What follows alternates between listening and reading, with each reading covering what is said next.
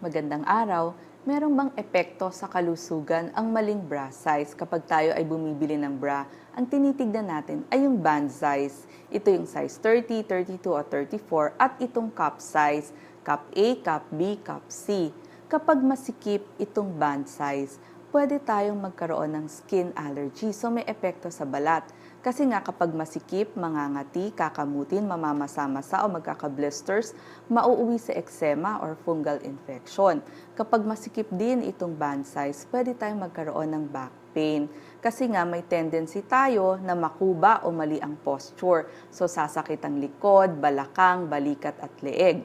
Kapag masikip din itong band size, pwede tayong magka-chest pain kasi maiipit niya yung mga ribs or buto dito sa ating chest. Kaya akala mo, nagche-chest pain ka. Kapag masikip naman itong cup size, pwede tayong magkaroon ng breast pain. Kasi kapag may masikip na pressure, hindi makakadalo yung dugo at lymph sa mga ugat, kaya sasakit ang inyong breast. So sa mga malalaki naman ng breast, kapag hindi nagsuot ng mga support bra or sports bra, ay maaaring magsag yung mga ligaments kasi mababanat yung mga ligaments na siyang nag-hold ng ating mga breast.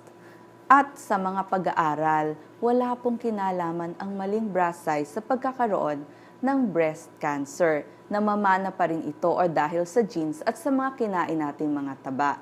Ano ang tip natin kapag bumibili ng bra ang mga kababaihan? Magpasukat at isukat ang bra kada bili ng inyong bra kasi nga pabago-bago ang ating breast size.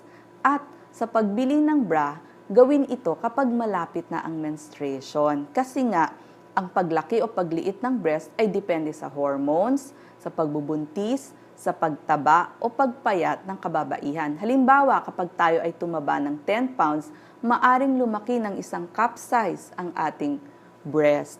At kapag tayo ay nagpapa-breastfeed, huwag gagamit ng mga may underwires.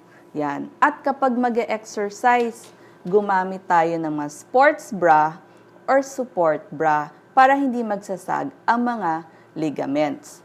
At kapag tayo ay matutulog, marami tayong kasama sa kwarto at kailangan talaga mag-bra, merong mga cotton na bra at mga maluluwag na bra para komportable ang ating pagtulog. Opo, may kinalaman po ang maling bra size sa ating kalusugan. Salamat po.